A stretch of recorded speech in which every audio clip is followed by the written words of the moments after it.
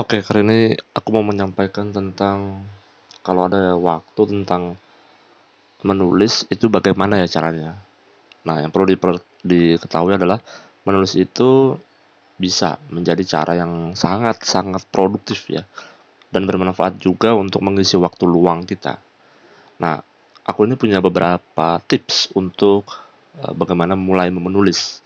Karena biasanya orang-orang itu memiliki ketidakmampuan ketika ada rasa malas dan kemungkinan ada juga writer's block ya. Itu istilah yang biasanya diserang bagi sang penulis.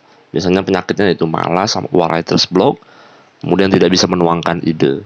Yang pertama uh, itu menentukan topik yang ingin kita tulis. Karena kalau kita tidak menentukan topik, sebenarnya kita itu bingung. Contohnya nih, kalau mau menuliskan tentang autobiografi seseorang pengusaha atau pedagang pecel lele yang sangat terkenal, nah itu ada topik sebenarnya.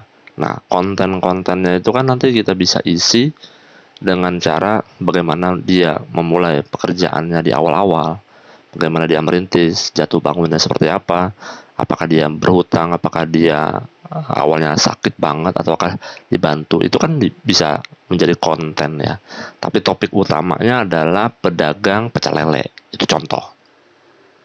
Karena ketika kita memilih topik yang menarik dan sesuai dengan minat kita, kita bakal menguasai.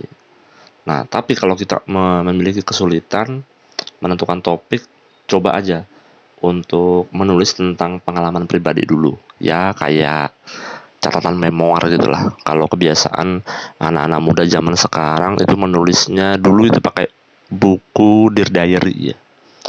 Dulu tuh buku Dear Diary itu banyak model macamnya, ada yang gambar, ada juga yang polosan, atau juga yang paling dekat yaitu menuliskan dengan topik hobi kita. Kalau topiknya tentang bermain musik, ya udah sampaikan aja topiknya tentang bermain musik. Konten-konten buku itu yang mau dituliskan apa? Mungkin bermusik, contohnya adalah bermain gitar. Nah, itu bisa tuh dilakukan sebagai contoh. Nah, yang kedua, kita tuh perlu menentukan jenis tulisan yang ingin kita hasilkan. Contohnya nih, mungkin kita ingin menulis esai, artikel, cerpen, atau novel yang agak besaran, yang begitu banyak lembaran kertasnya. Kemudian menentukan jenis tulisan itu akan membantu kita memfokuskan pikiran dan memulai tulisan dengan lebih mudah. Makanya harus ditentukan dulu nih, apakah cerpen, cerita pendek, apakah artikel, apakah puisi, pantun. Nah, itu kan ada beberapa karya tulis tuh yang berupa tulisan. Itu harus ditentukan terlebih dahulu. Yang ketiga nih, buat outline ya. Karena outline itu adalah rangkaian ide-ide yang ingin kita sampaikan dalam tulisan.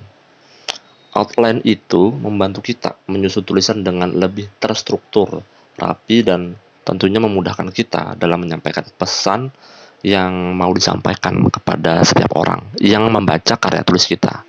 Makanya struktur outline ini kalau bisa dipikirkan satu hari matang ya. Kalau dari aku pribadi, tuliskan secara matang dalam satu hari full kerangkanya seperti apa.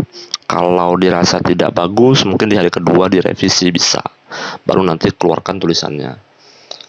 Yang keempat itu ya mulai menulis. Nah, jangan selalu khawatir dengan kesalahan tata bahasa atau penulisan.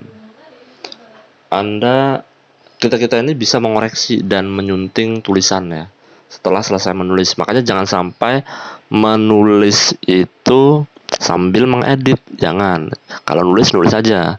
Kalau ngedit urusan belakangan. Bahkan itu bisa dilakukan diupah ya. Karena editor itu kan punya cara kerjanya sendiri. Tentunya kalau kita sebagai penulis ya menulis aja. Jangan sampai campur dengan kegiatan editor. Nanti itu akan menurunkan produktivitas. Kalau kita sedang nulis, nanti setelah nulis mau ngedit, itu jangan. Kita tuh fokus nulis aja. Soal tipe tidak bahasanya tertulis dari awalnya pengen menulis ketika tertulis ketiak. Nah, itu jangan dipikirkan, tulis saja terus. Itu urusan editor. Karena ada waktu tersendiri untuk menulisnya. Dan ada tulisan, ada aku ingat ada kalimat kayak gini, mulailah menulis dengan lancar dan tanpa menghakimi kualitas tulisan kita. Nah, makanya tulis aja, kalau ngedit ya ngedit aja kayak gitu. Nah, yang terakhir itu jangan ragu untuk berbagi tulisan kepada orang lain, mungkin kepada ibu, bapak, ayah, adik, kakak, istri. Bisa, kalau istri tidak bisa mengedit atau tidak bisa menilai tulisan kita sampaikan aja lah kepada orang lain yang benar-benar fokus bisa membantu kita. Penilaian mereka terhadap tulisan kita itu seperti apa, kita minta pendapat mereka dan jadikan itu perbaikan jika memang ada kritik yang membangun ya. Tapi jangan dekatin orang-orang yang kalau sudah ngeritik tapi tidak ada solusi. Nah, ini baiknya bagaimana ya. Jadi dekatin aja orang-orang yang betul-betul yang peduli terhadap kita. Terakhir, teruslah menulis secara teratur ya. Jangan takut untuk bereksperimen dengan gaya penulisan yang berbeda. Karena Indonesia ini perlu orang-orang yang bisa merekam jejak karyanya, yang nantinya bisa dinikmati oleh anak dan cucu kita. Itu aja sih. Salam berkarya.